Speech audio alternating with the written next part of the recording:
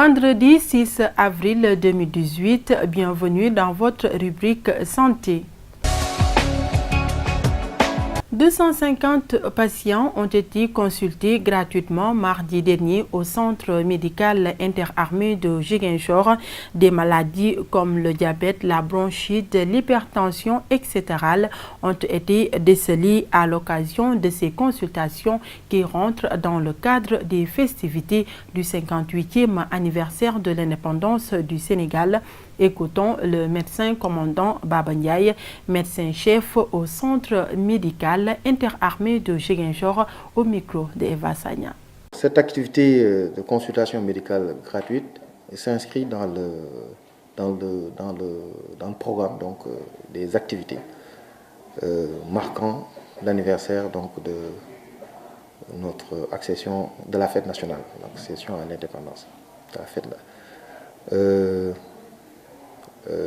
C'est une activité qui était prévue parmi tant d'autres et c'est pour renforcer le concept Armée-Nation. À chaque événement militaire, il y a toujours eu ces genres d'activités, d'actions civilo-militaires. La journée des forces armées, on avait fait un don de sang. Cette fois-ci, c'est une activité de consultation gratuite au profit des populations. Il est 11h moins 20. Nous sommes à environ 250 patients. 250 patients, consultation générale et soins dentaires compris. Alors, les tendances, c'est plus les pathologies du sujet âgé, donc l'hypertension artérielle, le diabète, les affections respiratoires, donc nous avons beaucoup de cas de bronchite et un peu d'orthopédie. Donc ça, c'est les tendances personnellement que j'ai reçues en consultation. Le message que je lance aux populations, c'est rappeler juste que l'armée fait partie intégrante de cette population-là. Nous sommes constamment à leur côté. Nous ne sommes pas uniquement là pour être déployés sur le terrain avec les armes, tout ce que... Mais que l'armée s'investit dans beaucoup d'actions humanitaires. Que l'armée est là pour les populations. Voilà le message que j'ai à lancer. Dans cette rubrique santé, nous nous sommes également intéressés à la date du 2 avril dédiée à la journée mondiale de sensibilisation à l'autisme. L'autisme est un trouble du développement cérébral classé par l'Organisation mondiale de la santé dans le cadre des troubles envahissants de développement. Il se définit sur des critères comportementaux qui concernent les domaines des interactions sociales, de la communication verbale et non verbale et des intérêts pour l'environnement. Les déterminants de l'autisme sont multiples. Des facteurs génétiques interviennent dans l'origine de l'autisme, mais ils sont nombreux et pas souvent identifiables. Ils ne sont pas toujours héréditaires.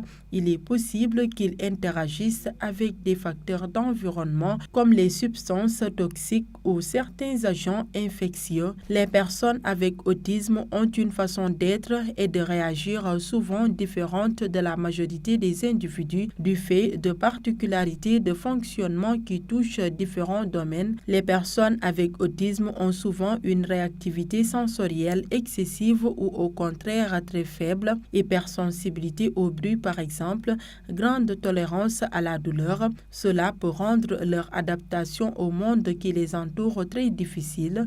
Le domaine des émotions, les personnes avec autisme perçoivent souvent mal les émotions d'autrui et communiquent mal les leurs. Elles peuvent ainsi sembler indifférentes aux autres ou mal ajustées dans leur mode de relation. Le domaine domaine cognitif, les personnes avec autisme ont souvent des difficultés d'attention, mais de bonnes capacités de discrimination visuelle. Elles ont souvent une très bonne mémoire et quelquefois des compétences inhabituelles, calcul, lecture. Elles manquent de souplesse dans leur raisonnement et ont tendance à s'attacher à des détails. Cela leur rend souvent les apprentissages scolaires difficiles et génère quelquefois une intolérance au changement. Les interventions proposées pour les personnes avec autisme visent d'abord à leur faciliter la compréhension de leur environnement, à les aider à investir les moyens de communication qui peuvent leur être accessibles et utiles,